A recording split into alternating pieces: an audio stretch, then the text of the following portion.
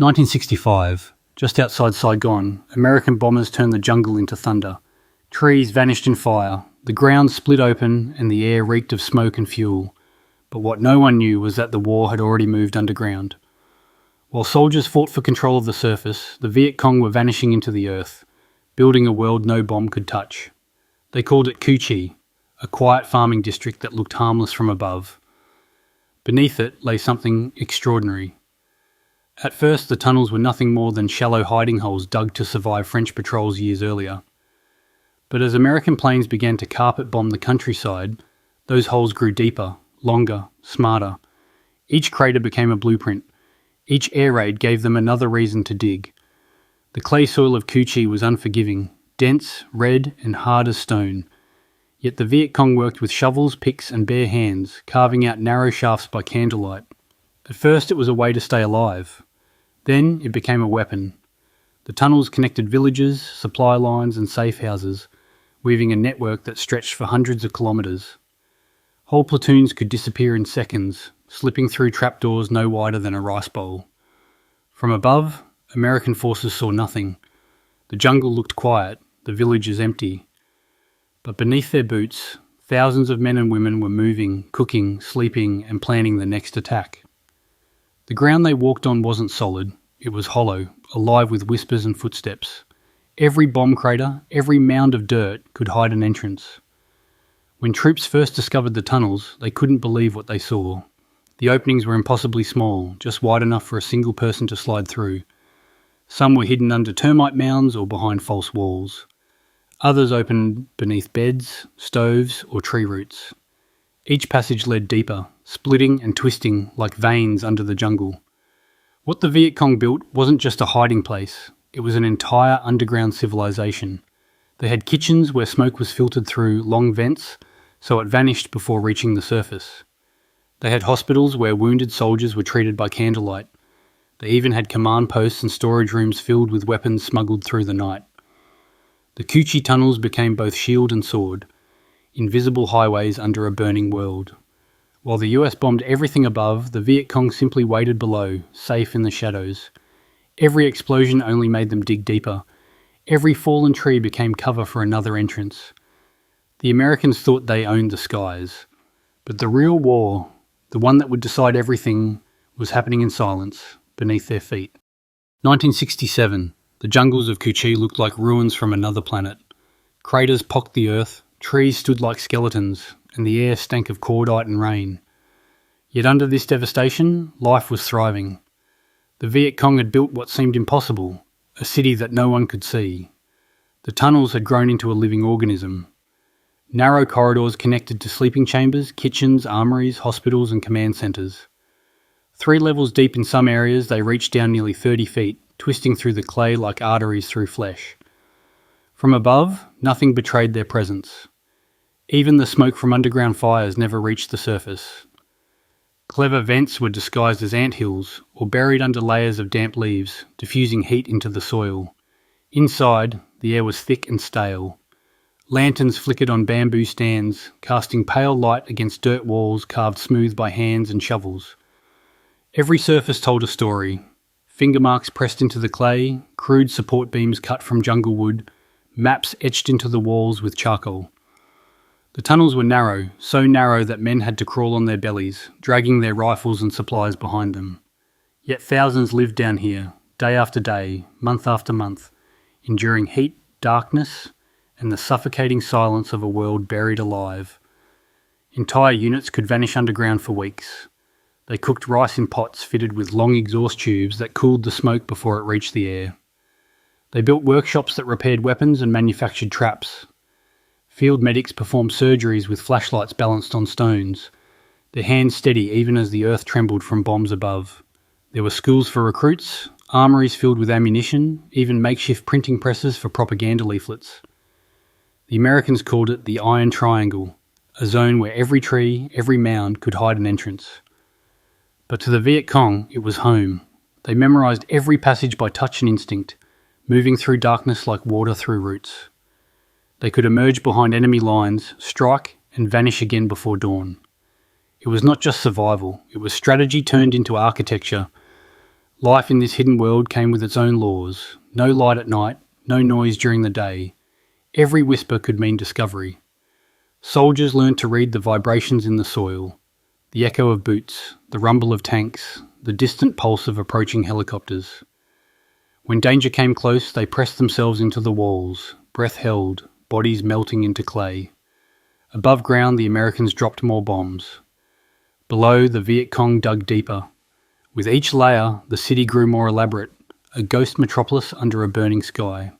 No one outside Cu Chi could imagine that beneath the battlefield lay hospitals, dining halls and meeting rooms where generals planned campaigns that would change the course of the war. The United States controlled the skies, the rivers and the roads. But in Cu Chi, the Viet Cong controlled the one thing that mattered most, the ground itself. 1968, the monsoon rains had turned the jungle above into a swamp of mud and smoke. But deep below Cu Chi, where sunlight never reached, the war moved in whispers. The tunnels were not just a refuge anymore. They were a way of life, a narrow, breathing world carved from red clay and held together by willpower alone. Down here, time disappeared. There was no dawn or dusk, only the flicker of lanterns and the rhythm of survival. The air was heavy, thick with the smell of damp soil, sweat and kerosene. In the silence, you could hear the earth creak. Every inch of the tunnel pressed in like a living thing. For the men and women of the Viet Cong, this was home. They learned to live without light, without sound, without rest. When the bombs fell, they barely flinched. The ground above might shake and crumble, but down here they were untouchable. Meals were cooked in hidden chambers where smoke drifted through long bamboo pipes buried deep in the soil, emerging far from the source as faint, harmless mist. They ate quickly, rice, cassava, sometimes insects, anything that would not spoil or make noise. There was no luxury, no comfort, only purpose. Wounded soldiers were treated in dirt hospitals, their bodies wrapped in rags, their pain muffled by walls of clay. Surgeons worked by candlelight, hands steady even when bombs made the roof tremble. Nearby, messengers scribbled reports, their words smudged with mud and blood. Every heartbeat, every breath was part of the machine, an underground nation fueled by endurance. But life in the tunnels was a battle of its own. Oxygen was scarce. The walls wept with condensation, dripping cold water onto sleeping faces. Snakes and scorpions slithered in the dark, rats fed on scraps, and the smell of mould clung to everything. Disease spread easily and exhaustion was constant. Yet no one complained. They knew the alternative was death on the surface. Above them, American patrols marched through the jungle, searching for entrances that were almost invisible. Sometimes they stopped within metres of the hidden doors, their boots echoing faintly through the dirt. The Viet Cong would freeze, motionless, listening to the vibrations travel through the ground. No one moved, no one breathed. Even a cough could mean discovery. In those moments, courage was not loud or heroic. It was silence. Absolute, suffocating silence. And yet, despite everything, there were moments of laughter. Soldiers carved tiny shrines into the walls, lit incense for luck, and told stories about home. In the darkness, they found a strange kind of peace. Not comfort, but defiance. The tunnels had become more than protection. They were a symbol. Every day spent underground was proof that the Americans could destroy the surface, but not the spirit beneath it. The people of Cu Chi had built a hidden world, and in that world they had learned to do the impossible, to survive without air, without light, and without fear. The jungle above Cu Chi was quiet now, too quiet. Smoke drifted over craters and broken trees, the smell of gunpowder clinging to the air like fog. American patrols moved cautiously through the ruins, weapons raised, eyes scanning for an enemy they couldn't see. Every step felt wrong. The ground was soft in places where it shouldn't be. The earth felt hollow. They had heard the stories, whispers about tunnels so deep and complex that whole armies could disappear inside them. At first, no one believed it. Then they found the trapdoors. Small squares of wood hidden under leaves or disguised as termite mounds, impossible to spot until it was too late. Beneath them waited darkness. To fight the unseen, the Americans had to go underground. They called them tunnel rats, young soldiers barely out of training, armed with nothing more than a flashlight, a pistol and a knife. Their job was simple on paper: crawl into the earth, find the enemy and destroy the tunnels. In reality, it was a descent into madness. The openings were narrow, sometimes no wider than a man's shoulders. The air grew hotter with every foot. Light vanished, replaced by total black. The smell of earth and sweat and fear was overwhelming. Every scrape of a boot sounded like thunder. The silence was unbearable, until it wasn't. Then came the noises, faint rustling, the slow drip of water, the click of a trap being set. The tunnels were rigged with horrors, spikes coated in poison, traps made from sharpened bamboo, grenades tied to tripwires so thin they vanished in the dark. One wrong move and the tunnel became a grave. Some soldiers described hearing breathing, not their own, echoing just ahead of them. Others swore they felt hands brush against their boots before vanishing into the soil. Fights underground were fast, brutal, and almost silent. There was no room to aim, no space to retreat. Just flashes of light, screams swallowed by dirt, and the smell of cordite hanging in the air. The tunnel rats carried their fear like a shadow.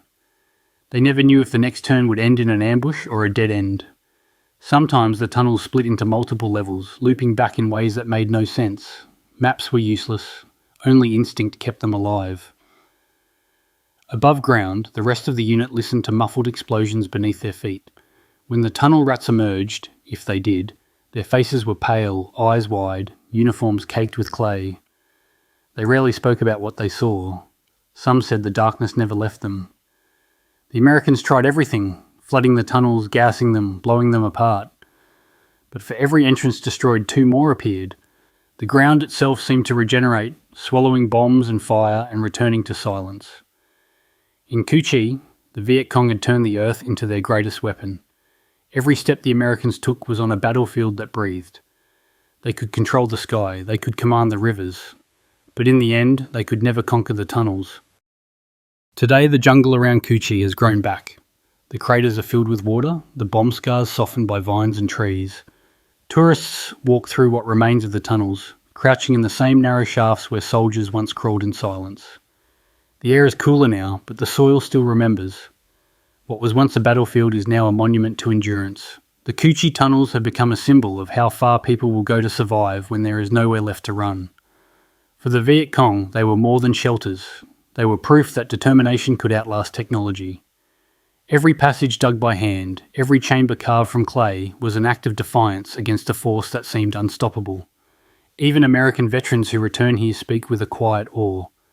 They remember the endless bombing runs, the firefights, the frustration of fighting an enemy who could vanish into the earth and strike from nowhere. The tunnels changed the way wars were fought. They forced armies to think differently, to realise that power from the air meant nothing if you couldn't see what was happening below. Inside the preserved sections, the walls still bear the marks of tools. The air is still thick, still heavy, still alive with a strange silence. Mannequins in faded uniforms sit where real fighters once waited in darkness. Tour guides demonstrate the hidden trapdoors, the smoke vents disguised as anthills, the traps that once guarded every corner. It's a glimpse into a world where fear and ingenuity shared the same space. But the legacy of Cu Chi is not just about the tunnels themselves. It's about the mindset that built them. The belief that even in the face of overwhelming firepower, the human spirit can adapt and endure. The Viet Cong did not win through strength. They won through patience, cunning, and an understanding of the land deeper than any map could show. For years the Americans tried to destroy the tunnels, and for years the tunnels refused to die. Even when filled with gas, flooded with water, or buried in rubble, they found ways to return. When the war ended, what remained underground became part of Vietnam's story, a hidden scar beneath the soil, invisible but eternal. Today, the tunnels stand as both a warning and a lesson. They remind the world that wars are not only fought with bombs and bullets, but with endurance, knowledge, and will. They show that sometimes the greatest strength is found in the shadows, in the places unseen, in the silence that outlasts the roar of war. Cu Chi was never just a battlefield. It was a world within a world, a reminder that beneath the chaos of history, people will always find a way to survive. Thank you for listening. If you enjoyed this story, leave a comment below. I always read what you think. Hit like if you learned something new, and subscribe so you don't miss the next untold story of war, courage and survival. Turn on the bell for more history brought to life. See you in the next one.